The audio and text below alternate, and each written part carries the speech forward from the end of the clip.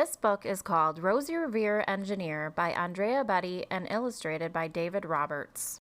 This is the story of Rosie Revere, who dreamed of becoming a great engineer. In Lila Greer's classroom at Blue River Creek, young Rosie sat shyly, not daring to speak. But when no one saw her, she peeked in the trash for treasures to add to her engineer's stash. And late at night, Rosie rolled up her sleeves and built in her hideaway under the eaves. Alone in her attic, the moon high above, dear Rosie made gadgets and gizmos she loved. And when she grew sleepy, she hid her machines far under the bed where they'd never be seen.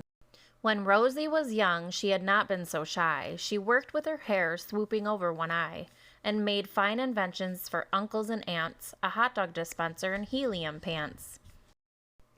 The uncle she loved most was zookeeper Fred. She made him a hat to keep snakes off his head, from parts of a fan and some cheddar cheese spray, which everyone knows keeps the pythons away.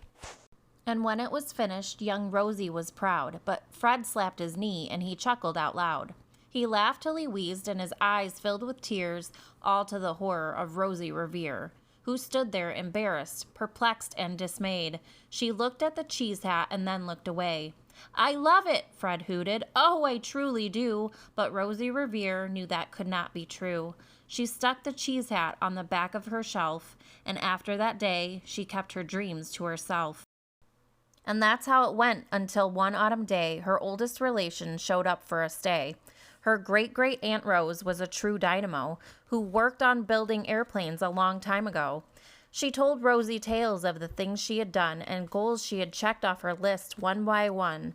She gave a sad smile as she looked to the sky. "The only thrill left on my list is to fly, but time never lingers as long as it seems. I'll chalk that one up to an old lady's dreams."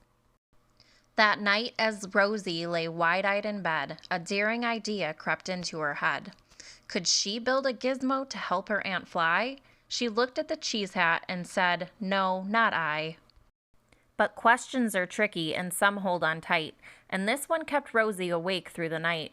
So when dawn approached and red streaks lit the sky, young Rosie knew just how to make her aunt fly. She worked and she worked till the day was half gone, then hauled her cheesecopter out onto the lawn to give her invention a test just to see the ridiculous flop it might turn out to be. Strapped into the cockpit, she flipped on the switch. The Helio cheesecopter sputtered and twitched. It floated a moment and whirled round and round, then froze for a heartbeat and crashed to the ground.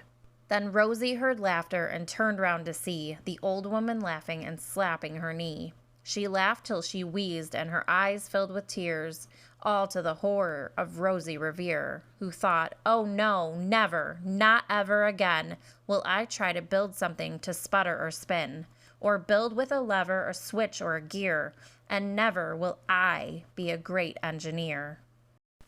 She turned round to leave, but then great-great-aunt Rose grabbed hold of young Rosie and pulled her in close, and hugged her and kissed her and started to cry. "You did it! Hooray! It's the perfect first try! This great flop is over. It's time for the next." Young Rosie was baffled, embarrassed, perplexed. "I failed," said dear Rosie. "It's just made of trash. Didn't you see? The cheesecopter crashed." "Yes," said her great-aunt. "It crashed, that is true. But first it did just what it needed to do. Before it crashed, Rosie, before that, it flew." "Your brilliant first flop was a raging success. Come on, let's get busy and on to the next." She handed a notebook to Rosie Revere, who smiled at her aunt as it all became clear. Life might have its failures, but this was not it. The only true failure can come if you quit. They worked till the sun sneaked away to its bed. Aunt Rose tied her headscarf around Rosie's head and sent her to sleep with a smile ear to ear, to dream the bold dreams of a great engineer. At Blue River Creek, all the kids in grade 2 build gizmos and gadgets and doohickeys too. With each perfect failure, they all stand and cheer, but none quite as proudly as Rosie Revere. The end.